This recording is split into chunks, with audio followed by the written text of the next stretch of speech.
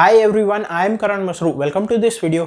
इस वीडियो में हम डिस्कस करने वाले हैं कोड फोर्सेस राउंड 839 डिवीजन 3 का problem C, that is different differences.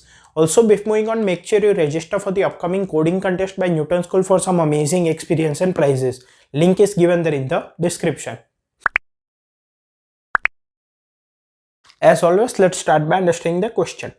An array A consisting of k integers is strictly increasing if a1 is less than a2 is less than a3 up to is less than ak। ठीक है, अगर कोई हमारे पास array A है, ठीक है, जिसकी size k है, तो इसको हम स्ट्रिक्टली इंक्रीजिंग कब बोलेंगे? देखो, इंक्रीजिंग का मतलब क्या होता है? जब एलिमेंट्स जो है वो या तो सेम है या तो आगे बढ़ के इंक्रीज हो रहा है, ठीक है, डिक्रीज नहीं हो रहा है। लेकिन स्ट्रिक्टली इंक्रीजिंग का मतलब क्या है कि हर एक पॉइंट पे एलिमेंट की वैल्यू बढ़नी चाहिए, ठीक है। सो एरे k को हम कोई एरे है जिसकी साइज k है, इसको हम स्ट्रिक्टली इंक्रीजिंग कब बोलेंगे? जब a1 is less then a2 is less then a3 up two is less then a of k minus 1 is less then a of k, ठीक है, okay. For example 1 3 5 1 2 3 4 3 5 6 are strictly increasing arrays, ठीक है, strictly increase हो रहा है। The array 2 2 3 7 5 7 4 3 1 2 2 3 are not. तो यहाँ पे अगर जो एरे स्ट्रिक्टली इंक्रीजिंग नहीं है उसको देखोगे तो या तो वो डिक्रीज हो रहा है जैसे 7 4 3 है, या तो उनमें एलिमेंट्स जो है वो सेम हो रहे हैं जैसे कि 1 2 2 3 है। तो 2 2 is not strictly increasing, it is you can say non decreasing array, but it is not strictly increasing, okay. For a strictly increasing array A of k elements, let's denote the characteristics of the characteristics as the number of different elements in the array a2 minus a1, a3 minus a2 up to ak minus 1। ठीक है, क्या बोला गया है कि अगर कोई array A है जिसमें k एलिमेंट्स है और ये स्ट्रिक्टली इंक्रीजिंग है, मतलब कि ये कंडीशन फॉलो करता है, तो इसकी कैरेक्टरिस्टिक वैल्यू को हम कैसे डिफाइन करते हैं? As number of different elements in the array a2 minus a1, a3 minus a2, a4 minus a3 up to ak minus 1। तो दो कंसेक्यूटिव एलिमेंट्स के बीच का जो डिफरेंस है उसका जो एरे बनेगा उसमें नंबर ऑफ डिस्टिंक्ट एलिमेंट्स जो होंगे वो इस एरे की कैरेक्टरिस्टिक हो जाएगी। फॉर एग्जाम्पल 1 3 4 7 8 यही एरे है, हाँ, तो इसकी कैरेक्टरिस्टिक सॉरी, पहले तो ये स्ट्रिक्टली इंक्रीजिंग है, हाँ है। इसकी कैरेक्टरिस्टिक कैसे निकालेंगे? 3 minus 1 is 2, 4 minus 3 is 1, 7 minus 4 is 3 and 8 minus 7 is 1। तो ये जो डिफरेंस इसका एरे है इसमें नंबर ऑफ डिस्टिंक्ट एलिमेंट्स है 3, 1 2 and 3। So the characteristic value of this array is 3, okay. You are given two integers k and n where k is less than equal to n। तो हमें input में k और n दिए गए हैं where k is less than or equal to n। Construct an strictly increasing array of k integers from 1 to n with maximum possible characteristic। क्या बोला गया है? तो हमें एक एरे कंस्ट्रक्ट करना है जिसकी लेंथ k के बराबर है और इसके सारे एलिमेंट्स 1 से लेके n के बीच में है, और इसकी जो कैरेक्टरिस्टिक है वो एज मैक्सिमम एज पॉसिबल होनी चाहिए। मतलब कि इसका जब हम डिफरेंसेस का एरे निकालेंगे तो उसमें number of distinct elements as maximum as possible होने चाहिए और ये स्ट्रिक्टली इंक्रीजिंग होना चाहिए, ठीक है, ओके। तो ऐसा हमें एरे बताना है। इनपुट किस तरह से दिया गया है? इनपुट में सबसे पहली लाइन में है नंबर ऑफ टेस्ट केसेस, सभी के टेस्ट केस में 2 इंटीजर दिए गए हैं k and n। आउटपुट में हमें ऐसे एरे डिस्प्ले करना है जिसकी लेंथ k है, सारे एलिमेंट्स 1 से लेकर n के बीच में है, स्ट्रिक्टली इंक्रीजिंग है और इसकी characteristics as maximum as possible है। I hope question clear. अब इसके कंसेप्ट पे मूव करते हैं। सो यहाँ पे अगर कंसेप्ट इंप्लीमेंटेशन की बात करें तो जैसे कि हमें इनपुट में 2 इंटीजर्स दिए गए हैं k और n and where k is less than equal to n।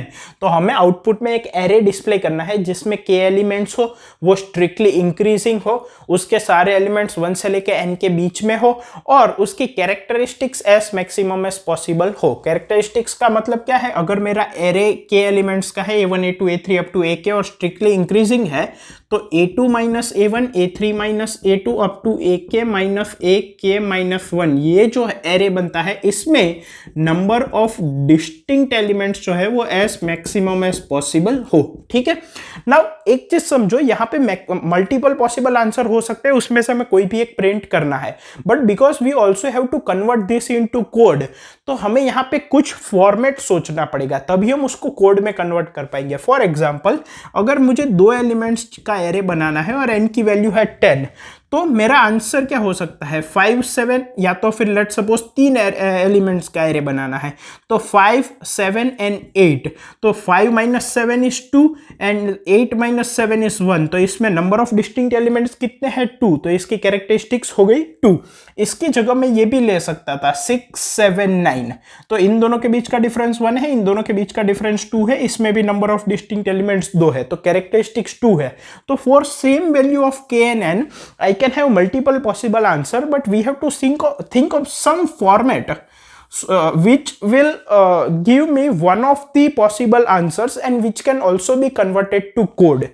तो यहाँ पे अगर आप थोड़ा ध्यान से सोचोगे तो सारे एलिमेंट्स 1 से लेके n के बीच में होने चाहिए, ठीक है। वैसे ये भी अगर समझना हो तो हम समझ सकते हैं why k is always less than equal to n, because worst case में क्या होगा, n और k की वैल्यू इक्वल हो जाएगी, लेट सपोज 3, तो एक ही पॉसिबल एरे है 1, 2, 3, बिकॉज हमें स्ट्रिक्टली इंक्रीजिंग भी बनाना है, ठीक है। तो अब ये पॉइंट भी हमने समझ लिया। तो ऐसा क्या फॉर्मेट हो सकता है, अगर हम ध्यान से सोचे तो यहां पे हम 2 चीज अप्लाई कर सकते हैं which will definitely give us the maximum possible characteristics of the array which will B form, और वो एक फॉर्मेट भी फॉलो करेगा, तो हम उसको कोड में भी कन्वर्ट कर पाएंगे। 2 चीजें क्या है, पहली चीज ये है कि start with the smallest number possible, that is 1। दूसरी चीज क्या है, start with the smallest difference, that is 1, ठीक है, start with the smallest difference. अब इन दोनों का मतलब क्या है, फॉर एग्जाम्पल अगर मेरी k की वैल्यू है, मैं अगर दोनों का आपको मीनिंग समझाऊं, तो k की वैल्यू मान लो 3 है, n की वैल्यू 10 है, ठीक है।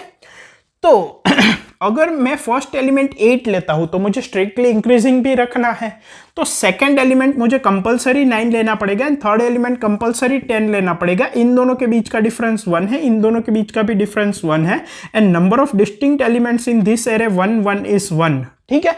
लेकिन हमने अभी देखा था इस केस के लिए हम मैक्सिमम कैरेक्टरिस्टिक्स 2 जनरेट कर सकते हैं, ठीक है। तो ये देखो यहां पे हमने 8 से स्टार्ट किया इसलिए ये प्रॉब्लम आई, अगर 7 से स्टार्ट करते तो नहीं होती, ठीक है। 7, 8 एंड 10, तो एक का डिफरेंस 1 हो जाता है, एक का डिफरेंस 2 हो जाता है, ठीक है। तो पहला पॉइंट समझ में आ गया। दूसरा point, start with the smallest difference का मतलब क्या है, फॉर एग्जाम्पल k की वैल्यू 3 है एंड n की वैल्यू 10 है, ठीक है। नाउ और लेट सपोज k की वैल्यू 4 है, अगर मैंने पहला एलिमेंट लिया 6, ठीक है, ओके, मुझे और कितने एलिमेंट चाहिए, 3 एलिमेंट चाहिए। लेट सपोज मैंने सेकंड ले लिया 8, तो थर्ड एंड फोर्थ मुझे कंपलसरी 9 एंड 10 लेने पड़ेंगे, या तो और बेटर अगर मैं आपको एग्जांपल हम ले तो k की वैल्यू अगर 4 है, ठीक है, तो लेट्स टेक पहला एलिमेंट है 3, ठीक है, दूसरा एलिमेंट है लेट्स सपोज 8, तीसरा कंपलसरी 9 और चौथा कंपलसरी मुझे 10 लेना पड़ेगा, ठीक है। क्यों, क्योंकि मुझे स्ट्रिक्टली इंक्रीजिंग रखना है, तो सेकंड एलिमेंट 8 है तो तीसरा और चौथा कंपलसरी 10 लेना पड़ेगा, तभी सारे एलिमेंट्स 1 से लेकर 10 के बीच में आएंगे और ये स्ट्रिक्टली इंक्रीजिंग बन पाएगा। अगर मैं इनके डिफरेंसेस का एरे निकालूं तो 8 - 3 is 5, 9 - 8 is 1 and 10 - 9 is also 1, तो कैरेक्टरिस्टिक्स इसकी हो गई 2 बिकॉज इसमें 2 डिस्टिंक्ट एलिमेंट है।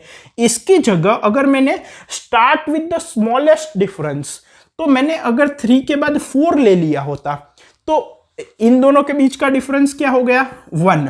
अब 1 के बाद नेक्स्ट स्मॉलेस्ट डिफरेंस क्या पॉसिबल है 2, तो 4 + 2 इज 6, ठीक है। अब 2 के बाद मिनिमम डिफरेंस क्या पॉसिबल है 3, 6 + 3 इज 9, तो यहां पे 3, इसकी कैरेक्टरिस्टिक वैल्यू 3 होगी। क्यों, क्योंकि यहां पे मैंने स्मॉलेस्ट डिफरेंस से स्टार्ट किया तो मेरे पास आगे ऑप्शंस थे, जबकि यहाँ पे 8 को लाने के बाद 9 एंड 10 मेरे पास और कोई ऑप्शन नहीं था, जबकि यहाँ पे 3 के बाद 4 था, 4 के बाद 6 था एंड 6 के बाद 9 था, सारे एलिमेंट्स 1 से लेकर n के बीच में है एंड ये स्ट्रिक्टली इंक्रीजिंग भी है और इसमें कैरेक्टरिस्टिक 3 है विच इज मैक्सिमम पॉसिबल। तो 2 चीजें करनी है, स्टार्ट 1 से करना है और डिफरेंस स्मॉलेस्ट से स्टार्ट करना है, पहले 1 का डिफरेंस, फिर 2 का डिफरेंस, फिर 3 का डिफरेंस एंड सो ऑन। तो ये एक फॉर्मेट कंप्लीट फॉलो हो रहा है।